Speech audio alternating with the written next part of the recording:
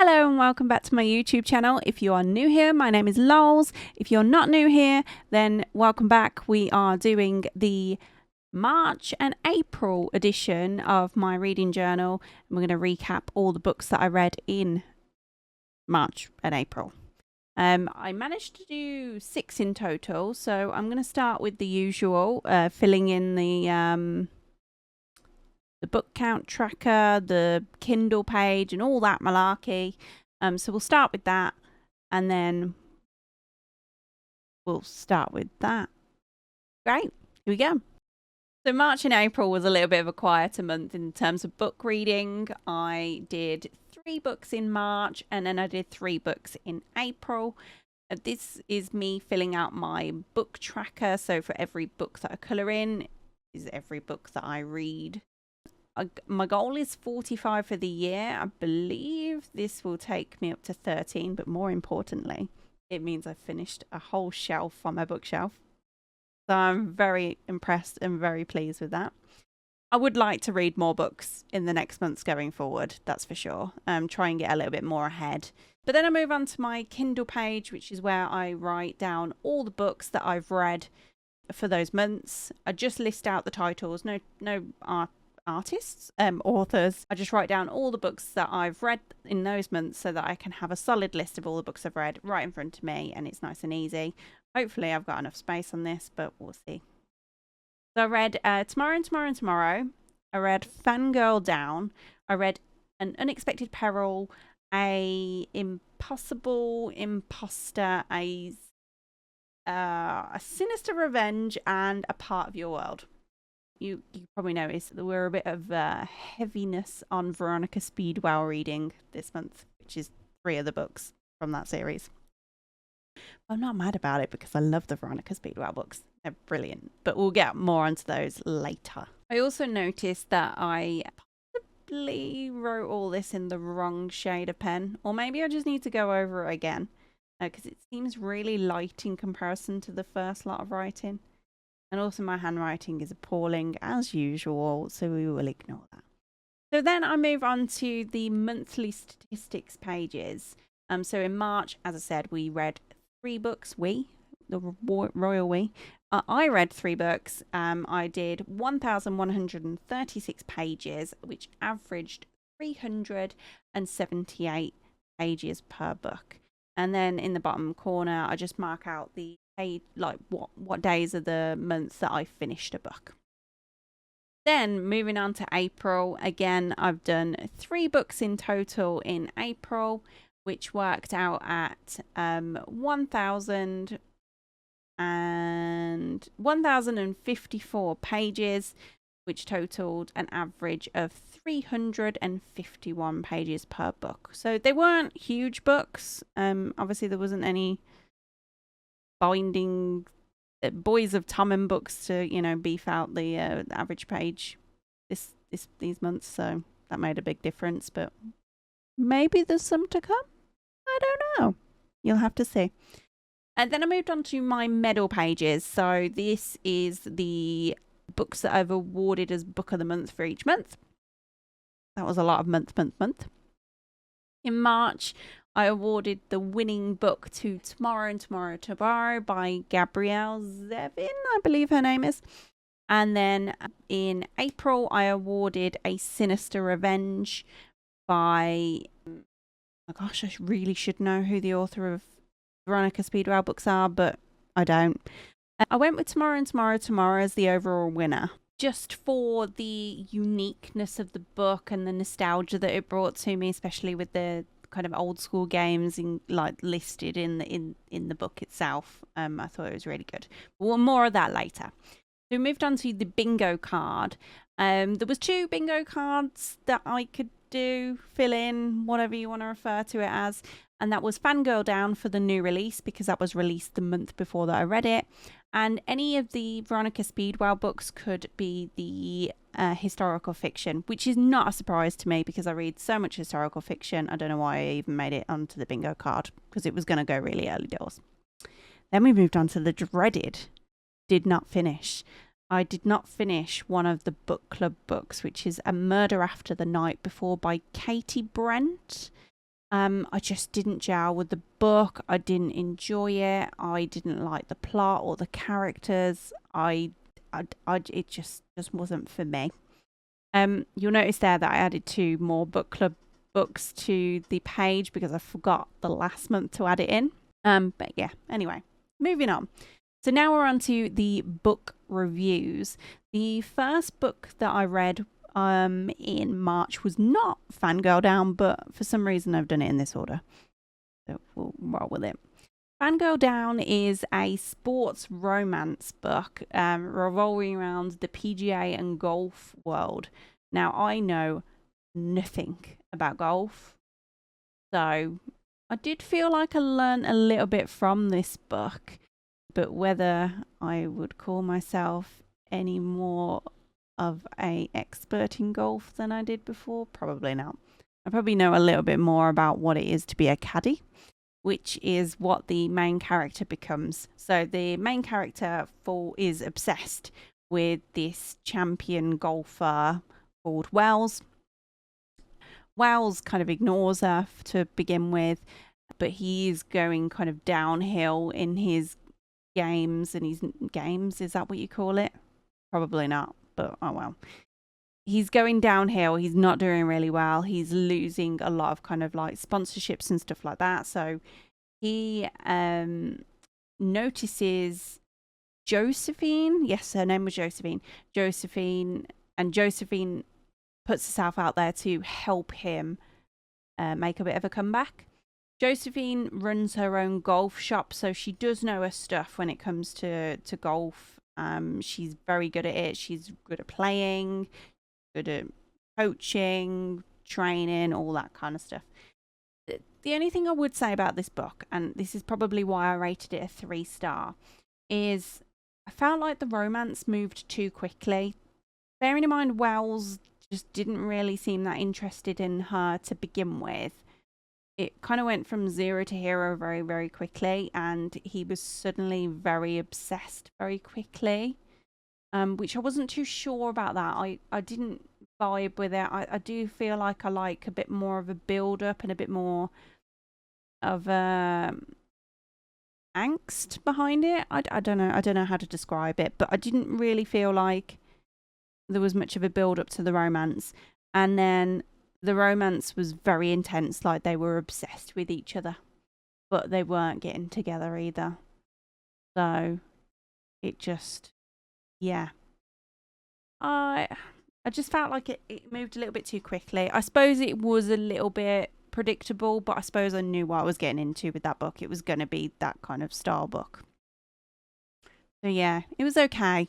It's a nice, easy read. The next book I read is Tomorrow and Tomorrow and Tomorrow. And I only very recently realised that the author of this book wrote a book called The Memoirs of a Teenage Amnesiac, which I read when I was a teenager, and I loved it. I was obsessed with it. I still remember that book now. So I was really surprised when I realised that the other week, about 2 months after I finished reading Tomorrow and Tomorrow and Tomorrow. So Tomorrow and Tomorrow and Tomorrow follows 2 friends that are game designers. They're obsessed with making games. They go on to study, and I won't reveal anymore, but they go on to study game design and all that kind of stuff. And they decide to work together to produce games. There is a lot of nostalgia in this book. I would say I gave it 4-star. And I can't really tell you why. What was magnificent about it? I think it was just the nostalgia of the book. The whole kind of being a gamer myself, seeing them produce games and them talking about games that I remember from my childhood. It was a real feel good. It's down as I think it's down as a like contemporary romance, but in terms of romance, I don't know whether you get what you think you're going to get from the book. I felt like more could happen, but then also would have wanted to. It was a really confusing book. It was good, and I feel like it stuck with me. Even though when I was reading it, I maybe felt like it was a little bit slow-paced. But highly recommend it, especially if you're a gamer, because it takes you back a little bit, and it's great to see them discuss the process of game design and game production. It was just a really interesting read. So the next book, and I'm really sorry if this is going to get a little bit repetitive from here on out, but the next book that I read was a Veronica Speedwell book, which is going to be the same for the next 3 pages of this journal. So I read An Unexpected Peril, which is I was really anticipating this book because I really wanted to see the characters go abroad. They're travelers. They go about and travel the world, and I hadn't actually seen that as such yet. So I was really anticipating them going out and traveling the world, especially together, like Veronica and Stoker.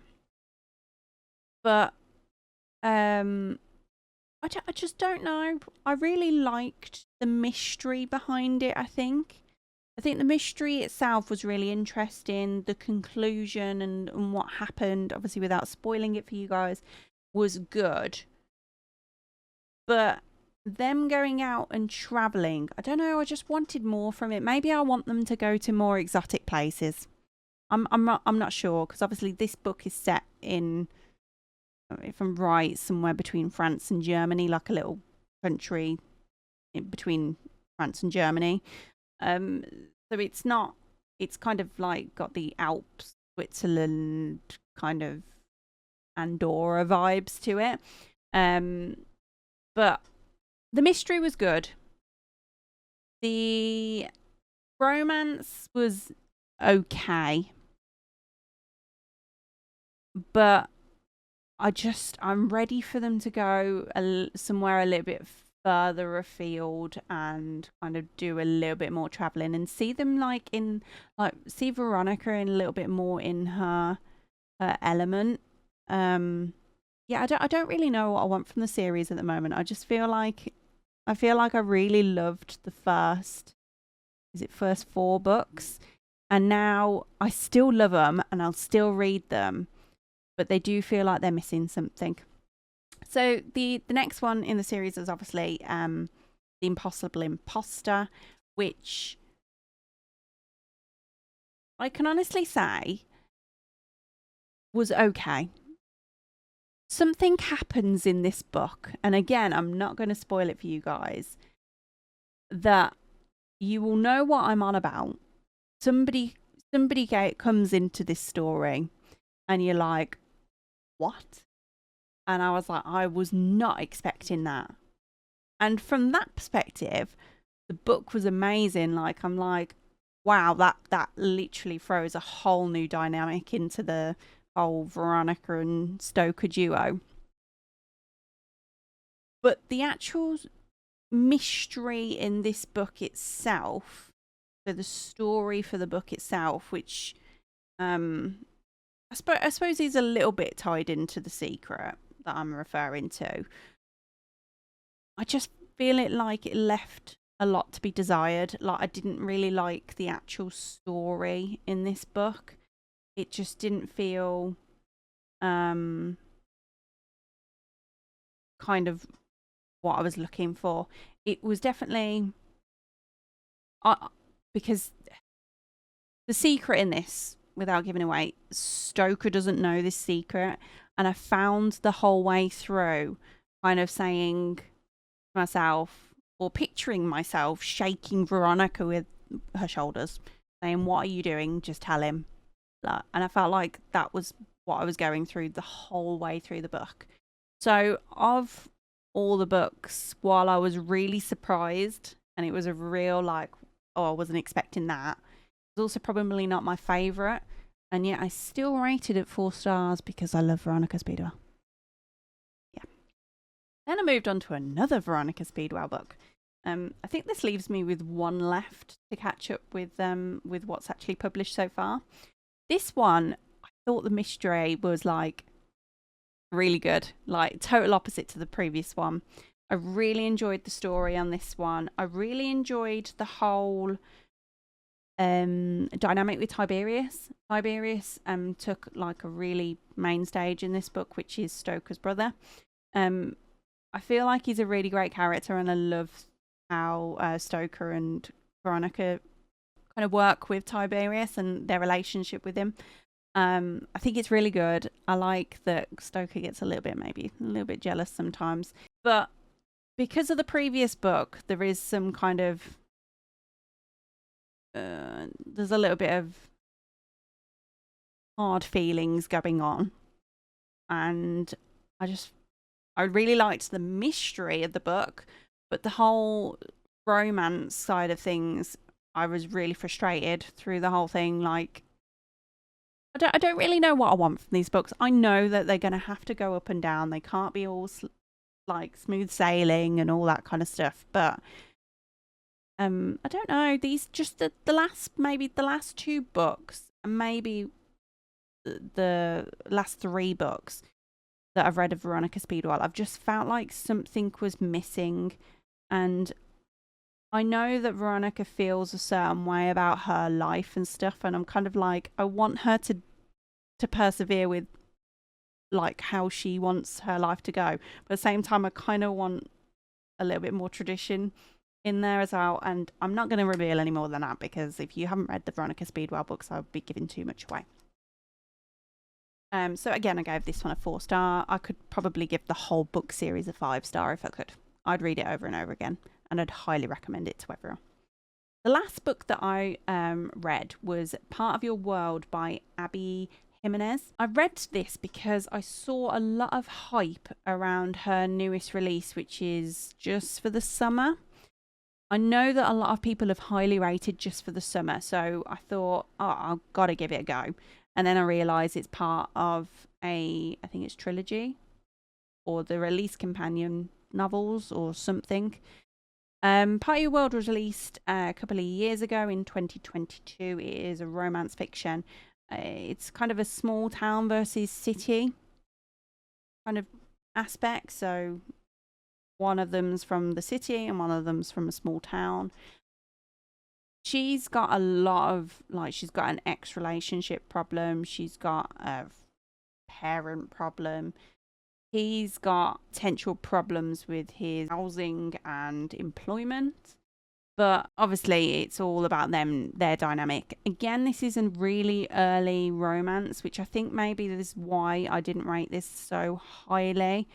I just think I need to learn what I like from a romance book, and it's not early romance. So they got together really early on, and she doesn't feel like she can make it work because of her commitments elsewhere.